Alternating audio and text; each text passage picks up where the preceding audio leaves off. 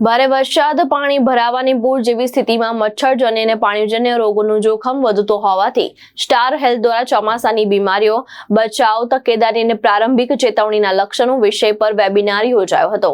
કંપનીના જણાવ્યા પ્રમાણે વર્ષ 2025ના ચોમાસા દરમિયાન અમદાવાદ, સુરત, વડોદરા, રાજકોટ, ભાવનગર અને આણંદ સહિતના શહેરોમાંથી ચોમાસા સંબંધિત બીમારીઓના 2000થી વધુ ક્લેમ મળ્યા હતા.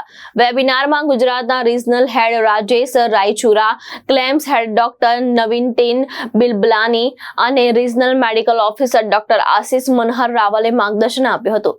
નિષ્ણાતોએ dengue, malaria, chikungunya, typhoid, leptospirosis, virus ચેપ અને પેટ સંબંધિત બીમારીઓના જોખમ અંગે માહિતી આપી હતી.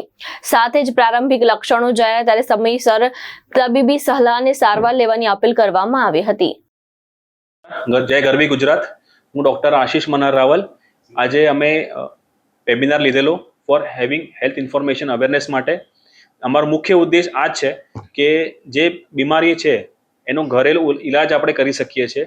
એ ઈલાજ કરવાથી આપણે મોટી જે બીમારી હોસ્પિટલાઇઝેશન આવવાનું છે એને આપણે કંટ્રોલ કરી શકીએ છીએ.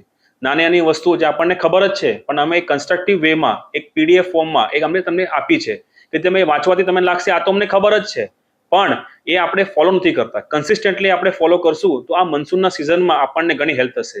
જેમ કે ગરમ પાણી યા સારું પાણી, ફિલ્ટર્ડ પાણી પીવાથી આપણને ઘણી બીમારીઓ આપણે તકલીફ દૂર પડી જાય છે.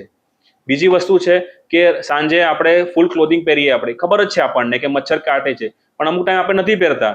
નાનો મોટો મલેરિયા મચ્છર આપણને કરડી જાય તો પછી એ સ્પ્રેડ થાય છે આપણને ફેમિલીમાં. ચાંદીપુરા વાયરસ આપણે ગુજરાતમાં ફેલાયો છે નાના બચ્ચાઓ માટે. એના અમુક ટેસ્ટ આપણે આ વેબિનારમાં, ઇન્ફોર્મેટિવ વેબિનારમાં કીધા છે. તો આપણો ઉદ્દેશ્ય એ જ છે કે ગુજરાતના દરેક વ્યક્તિને આ ઇન્ફોર્મેશન મળે અને એના લીધે જે આ મોટી બીમારી સ્પ્રેડ થાય છે એટલી મોટી છે નહીં જે આપણે બનાવી કાઢી છે. અગર આપણે પ્રિવેન્ટિવ કેર લેશું તો આ મોટી એટલી બનશે નહીં. તો બધાનો સાથ સહકાર જોવે છે. આ વેબિનારમાં જે બધા સહભાગી થયા એનો આભાર. અને આ વેબિનાર કોઈ સામેલ ન થઈ શક્યું હોય તો PDF ફોર્મમાં અમારા મળી જશે તમને, તો તમે વાંચી શકો છો અને ફોલો કરી શકો છો. Thank you. અશ્વિન લિંબાચિયા, દ્રષ્ટિકોણ ન્યૂઝ, અમદાવાદ.